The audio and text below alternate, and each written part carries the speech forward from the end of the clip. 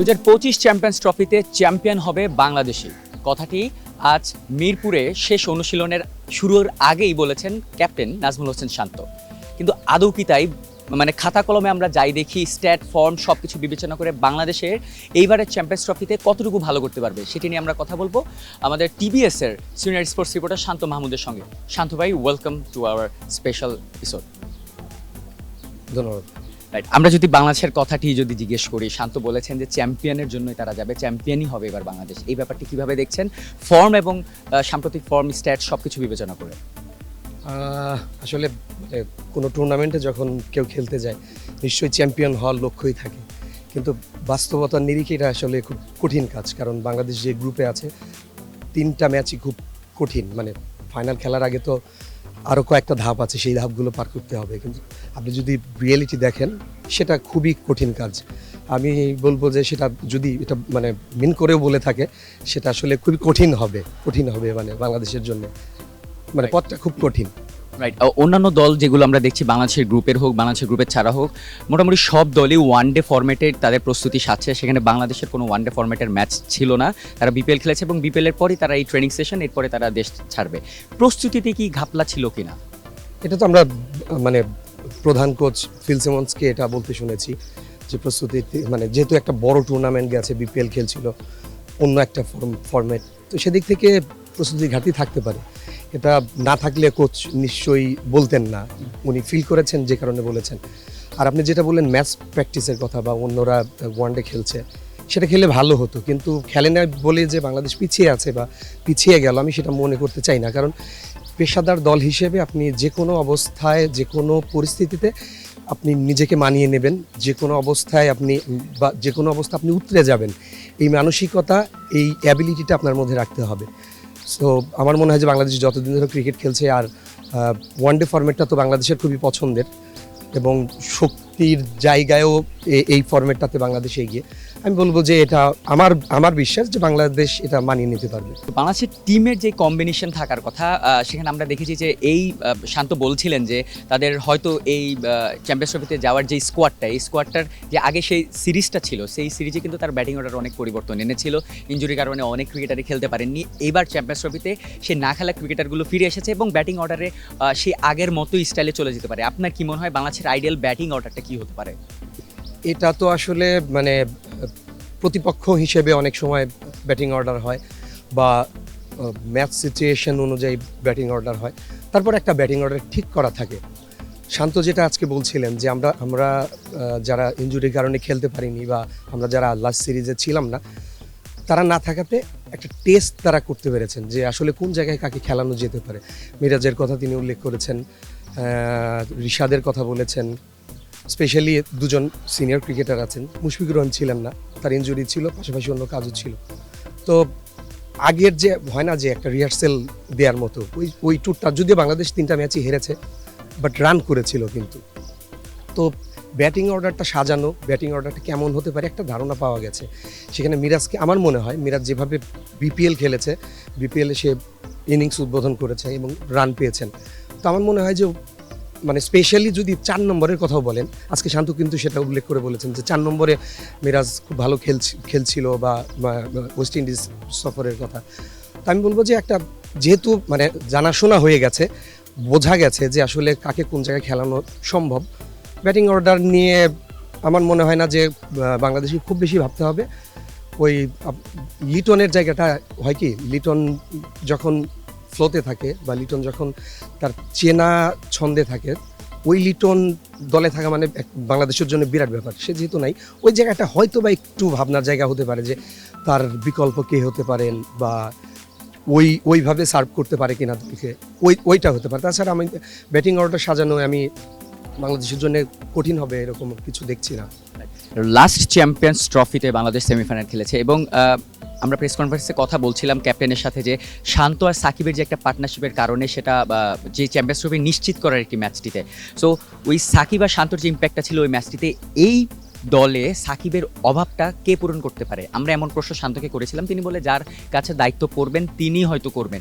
আপনার কাছে কি মনে হয় এই দায়িত্বটি কার কাছে পড়তে পারে? এটা তো আমরা আপনি যদি খোলা চোখে দেখেন, বাংলাদেশ টিমে এরকম একজনই আছেন, সেটা মেহেদী হাসান মিরাজ। অলরাউন্ডার, গত কয়েক বছর ধরে খুবই ভালো পারফর্ম করছেন, তার কাছেই দায়িত্বটা যাবে। এবং আমার মনে হয় যে মিরাজ যতদিন ধরে ক্রিকেট খেলছেন, তার যে অ্যাবিলিটি, তার যে ক্রিকেট বোধ, সে হয়তো সাকিব আল হাসানের বিকল্প পাওয়া কঠিন।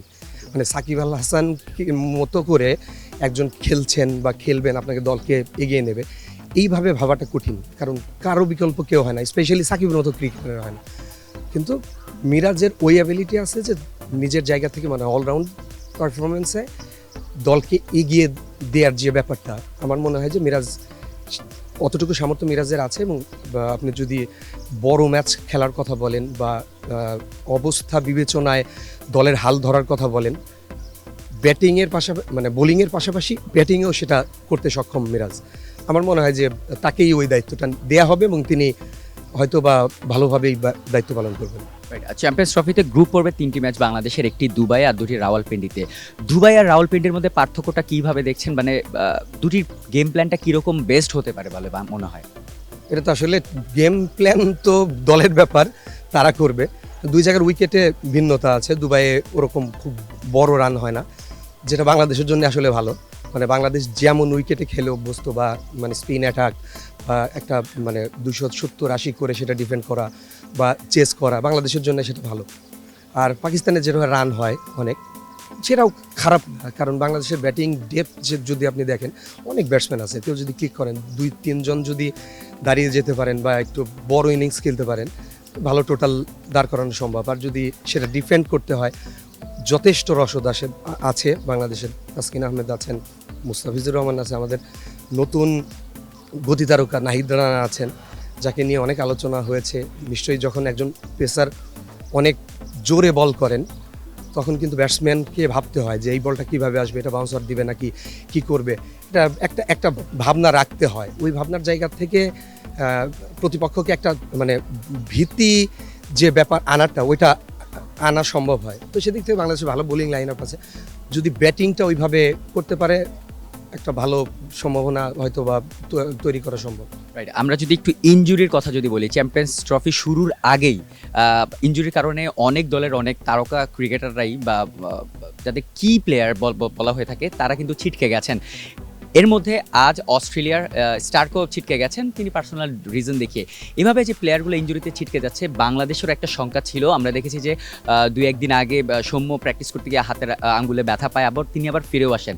সো এই ইনজুরির ধাক্কাগুলো টিমগুলো কিভাবে সামলাতে পারে বলে আপনার মনে হয়? এবং শেষ মুহূর্তে, এবং অস্ট্রেলিয়ার ক্ষেত্রে এটা হয়তো বেশি হচ্ছে।